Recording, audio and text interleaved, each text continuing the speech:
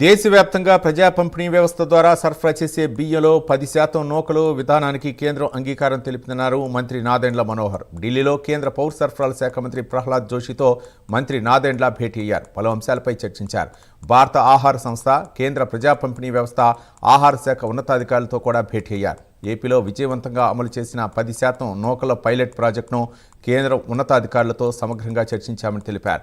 విశాఖ, విజయవాడలో సిబిడిసి ప్రక్రియకు అనుమతి వచ్చిందన్నారు. వినియోగదారులకు తక్కువ ధరకు నాణ్యమైన వస్తువులు అందేలా ఏర్పాట్లు చేస్తున్నామన్నారు. నెల రోజుల్లో డేటా సిద్ధం చేసుకుని ప్రారంభిస్తామన్నారు మంత్రి నాదెండ్ల మనోహర్. ఆంధ్రప్రదేశ్ ప్రభుత్వం, మా ఎన్డీఏ ప్రభుత్వం ఏర్పడిన తర్వాత గౌరవ ముఖ్యమంత్రి గారు చంద్రబాబు నాయుడు గారు, అదేవిధంగా రాష్ట్ర ఉప ముఖ్యమంత్రి పవన్ కళ్యాణ్ గారి నాయకత్వంలో సంస్కరణల విషయంలో కానివ్వండి, సంక్షేమం విషయంలో కానివ్వండి, గతంలో ఎన్నడూ లేని విధంగా ప్రత్యేకంగా మన పౌరుల కోసం, మన రైతాంగం కోసం అనేక కార్యక్రమాలు ఏ విధంగా ప్రజల్లోకి తీసుకెళ్ళగలుగుతున్నామో దానికి ప్రత్యేకంగా కేంద్ర ప్రభుత్వం నరేంద్ర మోడీ గారి నాయకత్వంలో వాళ్ళు అందిస్తున్న సహకారాన్ని ఈ 2 రోజుల ఢిల్లీ పర్యటనలో ఇక్కడ ఉన్న ఉన్నతాధికారులు, గౌరవ మంత్రివర్యులతోటి సమావేశం జరిగినప్పుడు చర్చించుకోగలిగాం.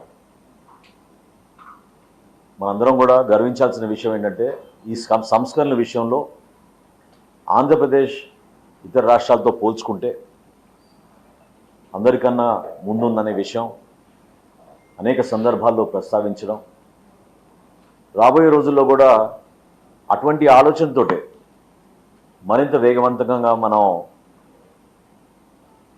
ఏదైతే స్వర్ణాంధ్రప్రదేశ్ నిర్మాణం కోసం అందరం కృషి చేస్తున్నామో దానికి కేంద్ర ప్రభుత్వం సహకారం నిండుగా ఉంటుందనే విషయం అందరూ కూడా ప్రస్తావించారు. ఈరోజు కేంద్ర మంత్రి గౌరవనీయులు ప్రహ్లాద్ జోషి గారితో జరిగిన సమావేశంలో ప్రధానంగా ఒక 4 అంశాలు మేము చర్చించాం. రాష్ట్ర ప్రభుత్వం గత సంవత్సరం విద్యా సంవత్సరంలో మధ్యాహ్న భోజనం పథకంలో మార్పులు తీసుకొచ్చి డొక్కా సీతమ్మ గారి స్ఫూర్తితోటి చేపడుతున్న ఆ కార్యక్రమాల్లో ఫైన్ క్వాలిటీ రైస్ ఏదైతే మన రైతాంగం పెద్ద మనసుతోటి అందించారో అది మన బిడ్డలందరూ కూడా అందిస్తూ 41,000 ప్రభుత్వ పాఠశాలలోనూ 4,000 సంక్షేమ హాస్టల్స్లో కూడా పౌర సరఫరాల శాఖ నుంచి మేము సరఫరా చేస్తూ ఉన్నాం.